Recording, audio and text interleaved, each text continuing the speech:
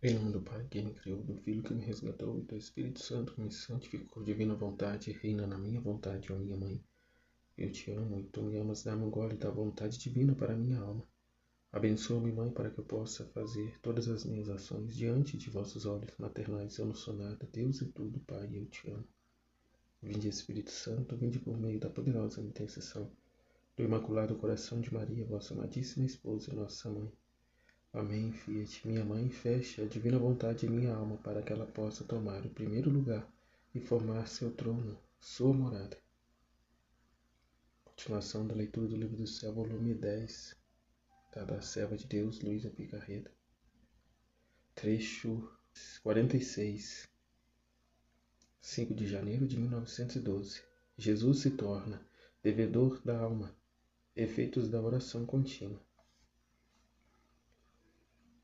Tendo lido em meus escritos que quando o bendito Jesus nos priva dele, se faz nosso devedor, eu pensava entre mim. Se Jesus leva em conta todas as privações, os desgostos, as birras que faço especialmente nestes tempos, quem sabe quantas dívidas tem contraído comigo? Mas temo que, não sendo sua vontade meu estado, em vez de fazê-lo devedor, me torne eu devedora. E Jesus, movendo-se dentro de mim, disse: estou propriamente para ver o que você faz. Se você se afastar, se mudar o sistema, enquanto não se separar, está segura de que sempre faço assinatura de novos débitos. Sua espera, sua tolerância e perseverança me fornecem o promissório onde colocar minha assinatura, mas se isto não fazer, primeiro, não terei onde pôr minha assinatura. Segundo, não terei nenhum documento na mão para resgatar estas dívidas. E querendo você exigir, responderia franco: não te conheço. Onde estão os documentos que demonstrem que eu sou seu devedor?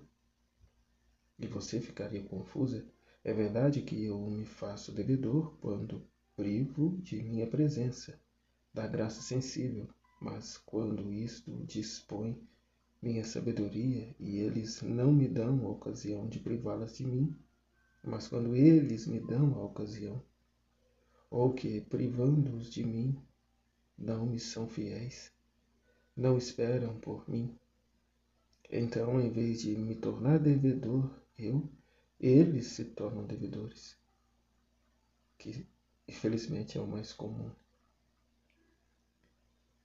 Eu, se contraio dívidas, tenho com que pagar e permaneço sempre o que sou.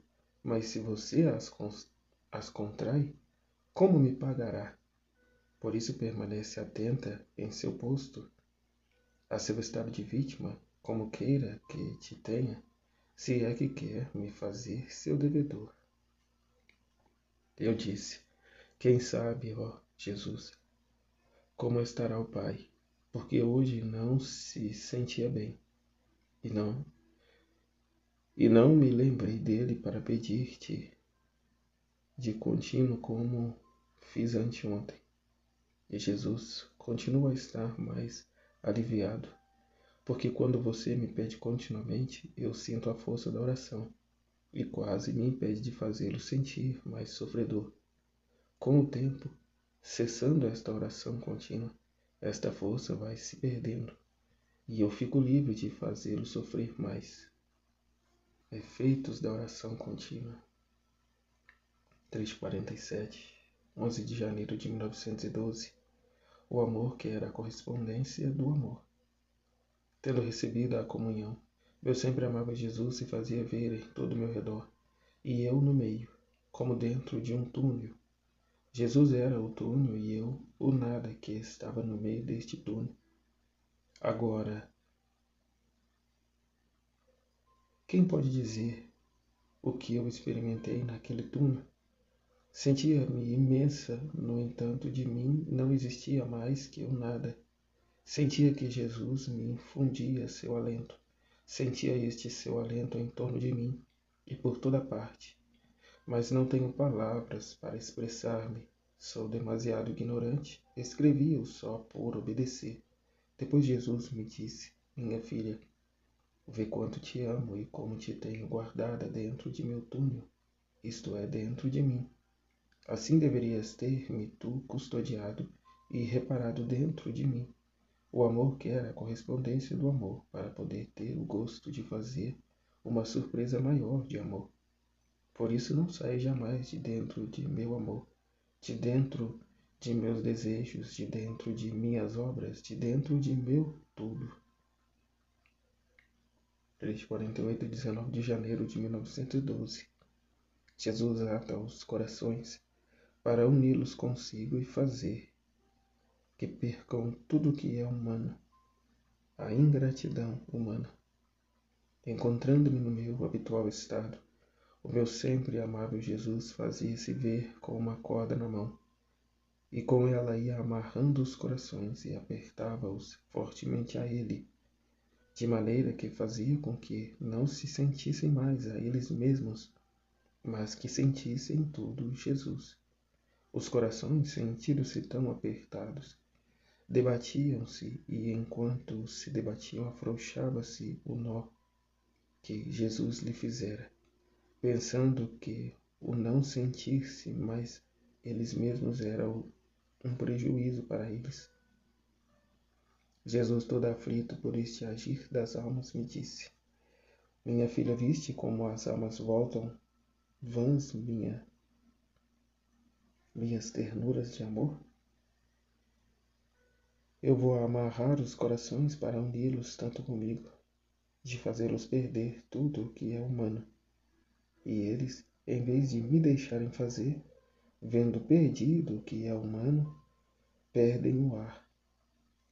Se afanam, debatem-se e querem também olhar um pouquinho eles mesmos como são frios, áridos, quentes, com este olhar para eles mesmos, afanar-se, debater-se, afrouxar-se, no feito por mim, e querem estar comigo, mas algo longe, de longe, não estreitados em modo de não sentir, mas eles mesmos. Isto me aflige profundamente e me impedem meus jogos de amor. E não creias que são as almas que estão longe de mim, são também aquelas que te circundam.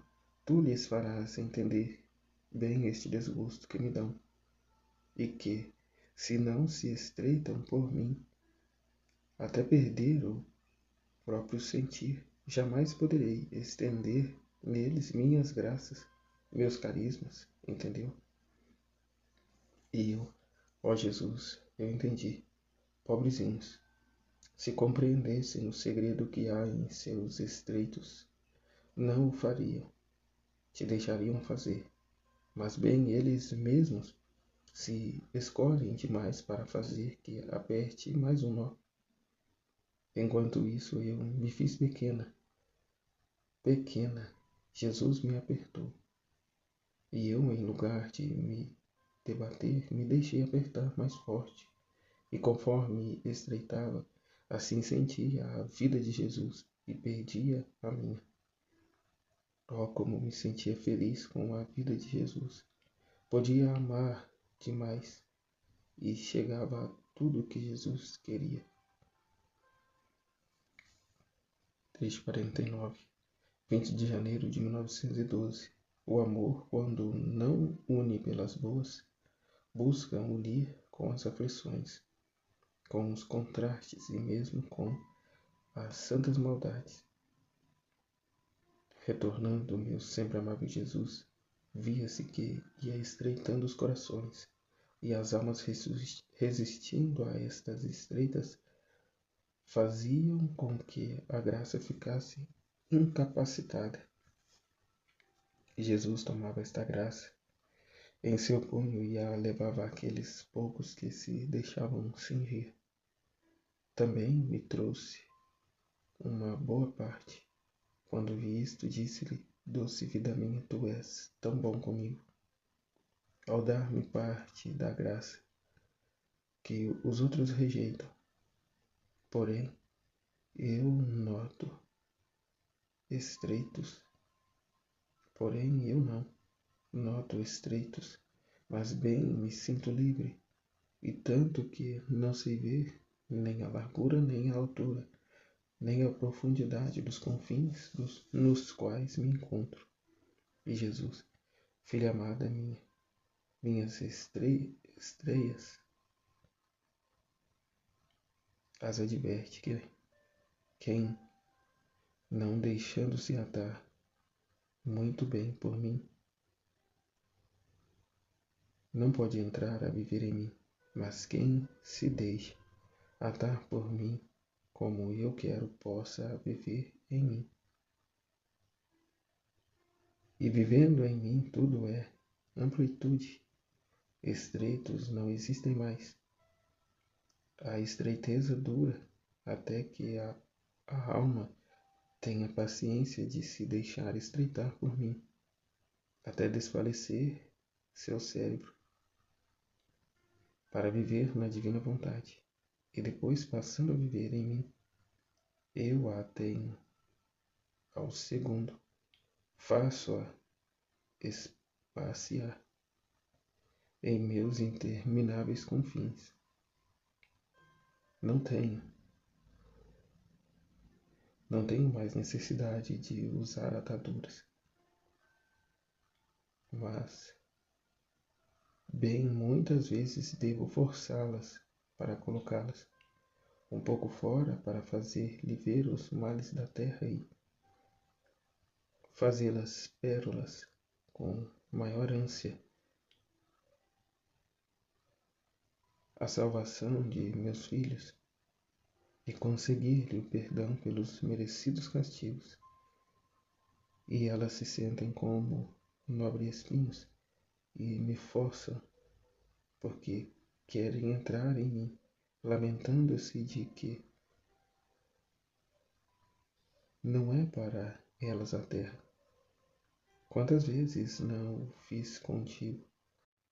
Devo ter-me mostrado indignado para te fazer estar um pouco em teu lugar. De outra maneira, não terias durado um minuto fora de mim. Meu coração sabe o que sofri ao te ver fora de mim, agitar-te, afanar-te, chorar enquanto os outros fazem isto para não se deixar atar. Tu o fazias por viver em mim. E quantas vezes não tu, mas te aborreceste por este meu agir? Não se lembra que também estivemos em controvérsias? E eu, Senhor, lembro-me, precisamente anteontem, estava já por zangar, porque me puseste fora de vida. Mas como te vi chorar pelos males da terra, chorei junto contigo, e se me passou a raiva. É propriamente um menino, ó Jesus, mas sabe por que é menino? Por amor. Para dar amor e para ter amor, chega às diabruras. Não é, Jesus? Não é verdade, Jesus? Depois de uma raiva, de um desgosto, uma aflição que passamos juntos, não nos amamos demais? E ele certamente é necessário amar para poder compreender o amor. E o amor, quando não une pelas boas, procura unir com as aflições, com os contrastes e também com as santas maldades. 350, 27 de janeiro de 1912. A alma quer estar escondida. Esta manhã Jesus fazia-me ver uma alma que chorava, mas parecia mais um pranto de amor. Jesus apertava e parecia que dentro de seu coração estava uma cruz, a qual, oprimindo-lhe o coração, fazia sentir abandonos, frieiras, agonias, distrações, opressões, e a alma se debatia e alguma vez fugia dos braços de Jesus para pôr-se aos pés. Jesus queria que, neste estado, resistisse a estar em seus braços, dizendo-lhe: se sabes resistir neste estado, a estar em meus braços, sem vacilar, esta cruz será tua santificação. De outra maneira, estará sempre em um ponto. Quando vi isto, disse: Jesus, que queres de mim, estes tais homens? Parece-me que querem tirar-me a santa liberdade e entrar nos segredos que há entre você e eu. E Jesus, minha filha, se eu permitir isso de fato, se eu permitir isso, de fazer ouvir alguma coisa do quanto você fala comigo, foi por causa de sua grande fé. E se não o fizesse, me sentiria como se os decepcionasse. Que provém os demais e verá que não te faço nem sequer respirar.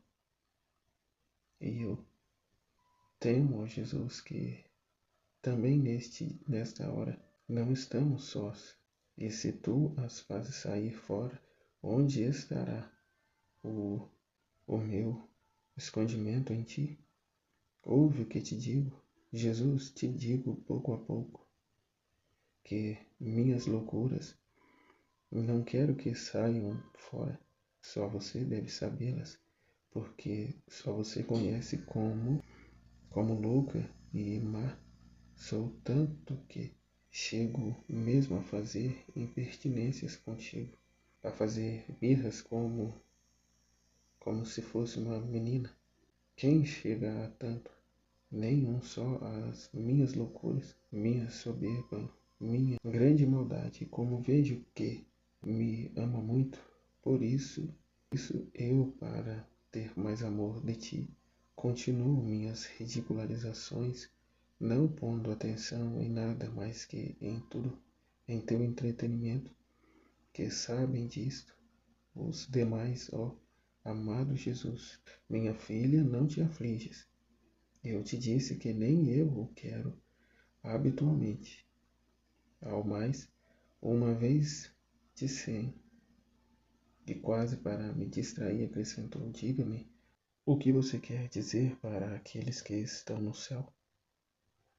E eu, por mim, não sei dizer nada a ninguém, só a ti sei dizer tudo, assim que por meio teu lhes dirás que eu ofereço e saúdo a todos, à doce mãe, aos santos e anjos, meus irmãos, às virgens, minhas irmãs, e lhe dirás que recordem a pobre exilada. 351, 2 de fevereiro de 1912. Como deve ser a alma vítima? Esta manhã, tendo oferecido uma alma como vítima a Jesus, ele aceitou a oferta e me disse: minha filha, a primeira coisa que quero é a união dos quereres. Deve abandonar-se em minha vontade, deve ser o entretenimento de meu querer. Estarei tão atento a olhar se tudo o que faz está conectado com o meu querer, especialmente se é voluntário, que dos involuntários não levarei conta, porque quando me disser que quer ser minha vítima, o terei como não dito. Segundo, a união com o meu querer acrescenta vítima de amor. Serei zeloso de tudo. O verdadeiro amor não é dono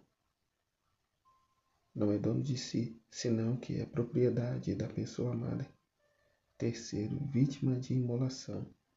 Tudo deve fazer em atitude de sacrificar-se por mim, mesmo nas coisas mais indiferentes. A isto se somará a vítima de reparação. De tudo deve doer, reparar-me por tudo, compadecer-me por tudo, e isto será o quarto. Se se comportar fiel nisto, então poderei aceitar a vítima de sacrifício, de dor, de heroísmo, de consumação. Recomenda-lhe fidelidade. Se me é fiel, tudo está feito, e eu sim ser-te-á fiel, e ele veremos. 352, 3 de fevereiro de 1912. Se não se encontra em uma alma a pureza, o justo agir e o amor não podem ser espelho de Jesus. Continuando o meu estado habitual, o meu sempre amável Jesus veio e pondo-me a sua santa mão debaixo do queixo, disse-me: minha filha, tu és o reflexo da minha glória. Depois acrescentou: no mundo me são necessários espelhos onde ir olhar-me. Uma fonte só pode servir como espelho para que as pessoas possam olhar-se quando a fonte é pura, mas não ajuda que a fonte seja pura se as águas são turvas. É inútil aquela fonte vangloriar-se da preciosidade das pedras nas quais está fundamentada se as águas são turvas.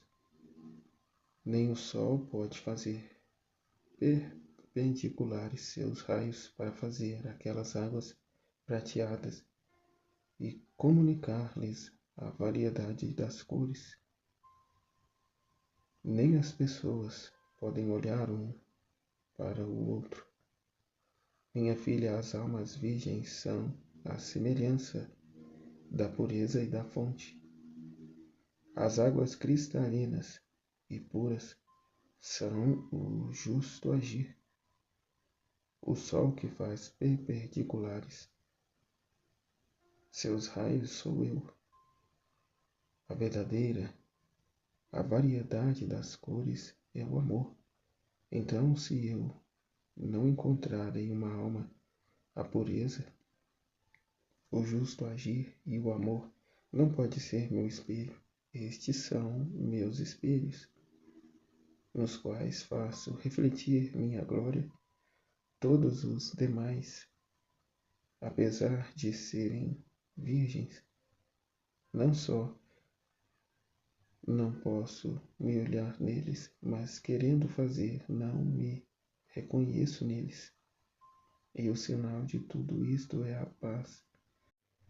Por isso conhecerás, quão escassos espelhos tenho no mundo, porque pouquíssimas são as almas pacíficas. 353, 10 de fevereiro de 1912. Sinal para saber se alguém deixou tudo por Deus e chegou a agir e a amar tudo divinamente. Continuando meu estado habitual, assim que se fez ver, meu sempre amável Jesus disse-me: minha filha,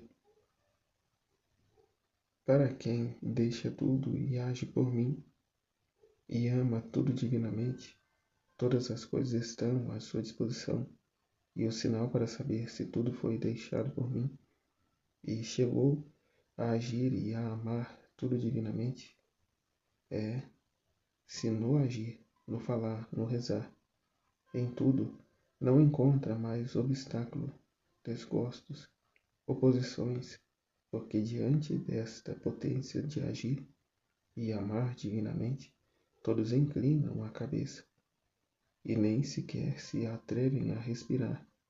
Eu, Pai benevolente, estou sempre a guardar do coração humano e vendo do partir de mim, isto é, agir e amar humanamente. Ponho-lhe os espinhos, os desgostos, as amarguras, as quais picam e amargam aquela obra e aquele amor. humano. E a alma, vendo-se mortificada, descobre que aquele seu modo não é divino, entra em si mesma e obra diversamente, porque as picadas são as sentinelas do coração humano e lhe proporcionam os olhos para lhe fazer ver quem é e quem a move, Deus ou a criatura. Mas quando uma alma deixa tudo, age e ama tudo divinamente, goza a minha paz, e em vez de ter as sentinelas e os olhos das picadas, tem a sentinela da paz que o afasta todo e que a pode perturbar, e os olhos do amor, os quais põem em fuga e queimam aqueles que querem perturbá-la. Por isso estes estão em paz com respeito àquela alma e lhe dão paz e se põem à sua disposição. Parece que a alma pode dizer: ninguém me toca, porque sou divina e sou toda de meu doce amor, Jesus. Ninguém ousa perturbar meu doce repouso com seu sumo bem, e se atreve com a potência de Jesus, que é minha, o porei em fuga. Parece que disse muitos absurdos, mas Jesus certamente me perdoará, porque o fiz por obedecer. Parece que me dá o tema em palavras, mas eu sendo ignorante e menina, não tenho capacidade de desenvolvê-lo. Deu graças. Fim do volume 10. Estivemos e permaneceremos sempre no amor de Deus, que é Pai, Filho e Espírito Santo. Amém. Fiat.